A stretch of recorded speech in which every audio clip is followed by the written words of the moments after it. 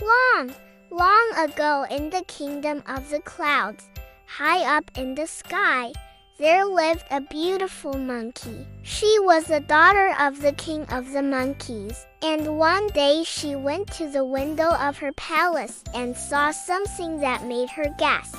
The king looked down and said, "That, my dear, is Jupiter." The monkey was taken aback by the giant ball of yarn and stuttered, "Why, you spoke."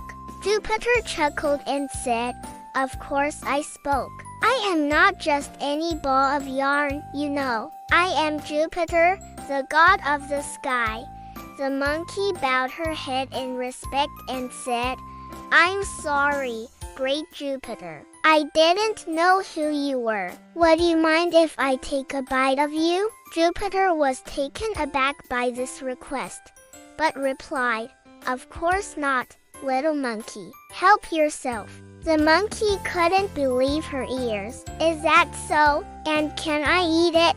When he was just a small ball of yarn, she put him in her pocket and went back to her palace. And when they let go of the string, the kite flew higher and higher until it disappeared into the clouds. And that, my friends, is how Jupiter, the god of the sky, became a kite.